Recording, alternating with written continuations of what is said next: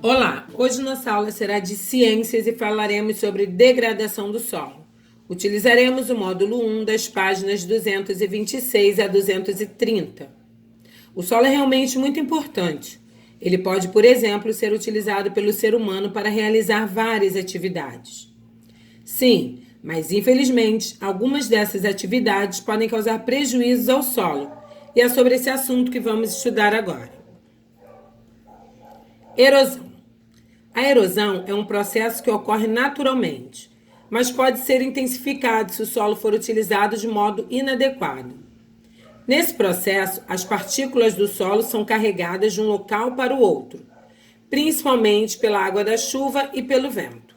Observe a fotografia abaixo. O solo que aparece na fotografia acima apresenta rachaduras e buracos. Essas são características comuns de solos que sofreram erosão, principalmente por ação da água das chuvas. Em alguns casos, ocorre a formação de grandes buracos no solo, conhecidos como vossoroca, como vocês podem observar aqui. O esquema abaixo pode ajudar você a responder a questão da página anterior. Ao se fixar no solo, as raízes das plantas ajudam a manter as partículas do solo unidas, dificultando o carregamento delas pela água e pelo vento. A cobertura vegetal evita o impacto direto das gotas de água da chuva e da ação do vento sobre o solo, reduzindo a erosão. Queimadas. Para praticar a agricultura e a pecuária, muitas vezes o ser humano retira a vegetação de uma determinada área. Isso pode ser feito, por exemplo, por meio de queimadas e de desmatamento. Observe a imagem ao lado. Contaminação do solo. Não são apenas as atividades realizadas diretamente no solo que podem degradá-lo. Veja a seguir. Os resíduos sólidos que são depositados inadequadamente sobre o solo, como nos lixões, podem contaminar esses componentes do ambiente. A matéria orgânica presente nesses resíduos é degradada por seres vivos microscópicos, resultando na formação de um líquido escuro, geralmente poluente, chamado chorume. Quando descartados inadequadamente no ambiente, os resíduos produzidos em indústrias podem contaminar o solo. O chorume infiltra-se no solo carregando poluentes e agentes causadores de doenças e podem contaminar fontes de águas subterrâneas.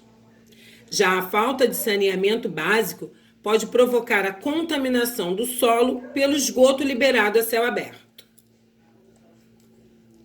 Os agrotóxicos são produtos utilizados em plantações para eliminar insetos ou outros seres vivos que causam prejuízo às plantas.